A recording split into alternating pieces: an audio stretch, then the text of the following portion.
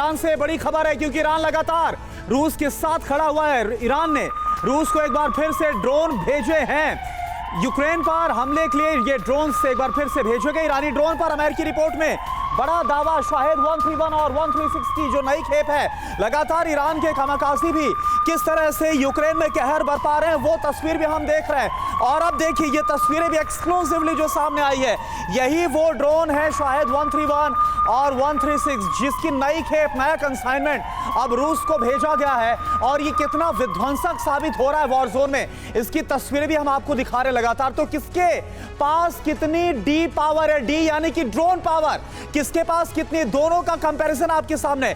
Ukraine और रूस की बात की जाए, B2 यानी तुर्की से ये लिया गया है, यूक्रेन को B2 है। और रूस के पास क्या है, शाहिद 136, जो कि ईरान से खरीदा गया है। इसके साथ ही यूक्रेन के पास क्या है, स्विच ब्लेड। चूना लगाने वाली कंपनी के आईपीओ में निवेश करके पैसे के नुकसान से आप डर रहे हैं? बेस्ट आईपीओ निवेश करना चाहते हैं? फ्रीडम ऐप को डाउनलोड करें, आईपीओ निवेश में एक्सपर्ट बने। जो कि अमेरिका से स्विच ब्लेड ड्रोन मिला है। रूस के पास क्या है, ओरलान 10, जो कि सेल्फ मेड है, रशिया ने खुद इसको तैयार किया है। यूक्रेन के पास और क्या, हेरॉन 2 कहां से मिला है, इजराइल दे सकता है यूक्रेन के पास। रूस के पास और क्या है, अर्श 2, ईरान से इसको लेकर जो डील है वो की गई है। और इसके बारे में और क्या बड़ी जानकारी है डी पावर के बारे में, क्योंकि हम देख रहे हैं कि कैसे ड्रोन काफी ज्यादा जरूरी साबित हो रहे हैं, तबाही और विनाश ला रहे। इस वॉर की अगर हम खासतौर पर बात करें, क्या तमाम फैक्टर्स एक एक करके आपके सामने, तबाही और विनाश, और क्यों ड्रोन का इस्तेमाल ज्यादा हो रहा है। फैक्टर 1 आपके सामने मानव रहित होता है। फैक्टर 2 क्या है, टारगेट को ढूंढ करके अटैक करता है। फैक्टर 3 क्या है, अचूक वार करता है। फैक्टर 4 कम ऊंचाई पर उड़ान भरने में सक्षम होता है। 5वां फैक्टर रडार की पकड़ में आता ही नहीं है। 6वां फैक्टर क्या है, ग्रेनेड और हल्की मिसाइल से भी इसके जरिए हमला किया जा सकता है। और 7वां फैक्टर सुसाइड अटैक को अंजाम देने में भी ये काफी ज्यादा कामयाब होता है। हमारे साथ तमाम जो मेहमान है वो जुड़े हुए हैं। कोचर सर, मेरा सवाल आपसे है कि ड्रोन की ताकत को इस बार हम रूस यूक्रेन वॉर में एक अलग तरीके से देख रहे हैं, विध्वंस देख रहे हैं। अब ये जो नए कंसाइनमेंट को देने की बात सामने आ रही है ईरान की तरफ से, इससे आप और कितना विनाशकारी देख रहे हैं?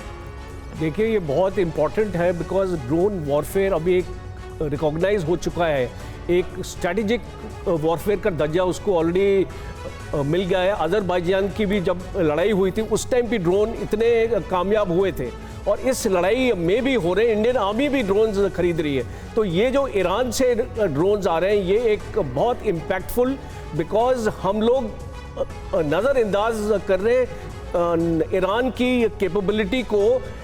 ईरान के पास अब ऐसी टेक्नोलॉजी है ड्रोन्स की जो बाकी देशों के पास नहीं है, और ये इसका जो इफेक्ट हम अभी देख रहे हैं वो सर देवनाथ सर, यूक्रेन लड़ाई में सर ने ड्रोन का जिक्र किया। 2 देशों के नाम बहुत, मतलब अगर देखा जाए इस वॉर में, एक ईरान और एक टर्की, इन दोनों के ड्रोन्स का बहुत ही ज्यादा एक तरीके से देखा जाए चर्चा भी हुई, वो दुनिया के सामने आए भी कि वो कितने केपेबल हैं। आप इसे कैसे देखते हैं, इन 2 देशों का ऐसे उभरना इस वॉर में?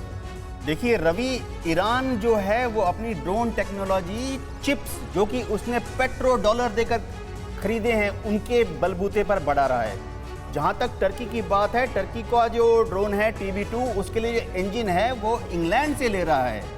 तो ये दोनों देश ड्रोन टेक्नोलॉजी में इसलिए भी आगे हैं कि क्योंकि इन दोनों देशों में उनकी जो सरकार है, उन्होंने आज से करीबन 10 साल पहले ही एक स्ट्रेटेजिक डिसीजन लिया था। ड्रोन टेक्नोलॉजी भारत भी डेवलप कर रहा है। हमारा रुस्तम ड्रोन जो है बहुत सफल रहा है। हम अपनी ड्रोन्स को बहुत जल्दी ही ईस्टर्न और वेस्टर्न बॉर्डर पर डिप्लॉय करने वाले हैं। बिल्कुल ठीक कह रहे हैं सर। यही वजह है कि हम इस बात को लेकर चर्चा करते हैं कि कितना क्रूशियल रोल प्ले कर रहे हैं ड्रोन भी। इस ड्रोन वॉरफेयर को लेकर त्रिपाठी सर, अभी आप रिपोर्ट के दौरान स्टेटमेंट दे रहे थे कि नो डाउट ईरान ने ये दिखा दिया कि वो अमेरिका के हथियारों का मुकाबला कर सकता है अपने ड्रोन के जरिए, लेकिन इस्तेमाल को लेकर जब आरोप प्रत्यारोप होते हैं तो तुम करो तो पुण्य, हम करें तो पाप। तो बस वही चीज है कि पाप और पुण्य सब तुम्हारे हाथ वाली बात है कि अगर हम ड्रोन दे रहे हैं रशिया को तो वो पाप है, लेकिन अगर आप ड्रोन भी दे रहे हैं, आप रॉकेट लॉन्चर्स भी दे रहे हैं, आप एंटी टैंक मिसाइल्स भी दे रहे हैं, आप मर्सेनरीज भी भेज रहे हैं, आप लोगों को ट्रेनिंग भी कर रहे हैं, और आप क्लस्टर बम पर भी आप नहीं तो सर तुलसीदास ने तो कहा था कि समर्थ के नहीं दोष गोसाई। बस वही चीज है ना।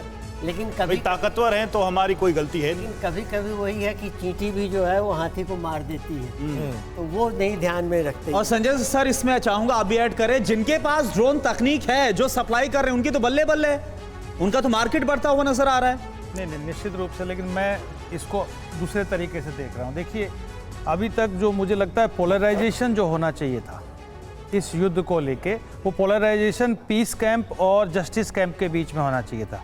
लेकिन पोलराइजेशन दूसरी तरह से हो रहा है कि एक जो विंडिक्टिव और रिटेलिएटरी जो फोर्सेज हैं वो तैयार हो रही है, यानी कि जो आर्मर्ड अपनी जो टेक्नोलॉजी और अपनी तकनीक, ड्रोन की बात की, ईरान की बात कही, ये एक ग्रुप तैयार हो रहा है जो डेफिनेटली मैं रॉग स्टेट कहूँगा, डेमोक्रेटिक स्टेट नहीं है, कि इसके खिलाफ अपने आप को प्रोजेक्ट कर रहे हैं। वो लिबरल डेमोक्रेटिक जो वेस्टर्न पावर्स है उसके खिलाफ। ठीक है, आप वो मैं एक बात कहना चाहूँगा, ये शांति के लिए ठीक नहीं है। कोई भी शांति के लिए काम नहीं कर रहा, कोई जस्टिस के लिए काम नहीं कर रहा, सब अपना डेमोन्स्ट्रेट कर रहा, अपने हथियारों का मार्केट तैयार कर रहे हैं, सबसे बड़ी बात अपनी टेक्नोलॉजी का मार्केट ग्लोबल तैयार कर पीस रहे को हैं। बनाए रखने के लिए जो सबसे बड़ी संस्था थी यानी यूएन, वही डिफंक्ट दिख रही है। तो फिर हम किससे उम्मीद करें? सभी अपने हितों की रक्षा करने के लिए ऐसा लग रहा है कि युद्ध में कूदने को आमादा है। चूना लगाने वाली कंपनी के आईपीओ में निवेश करके पैसे के नुकसान से आप डर रहे हैं?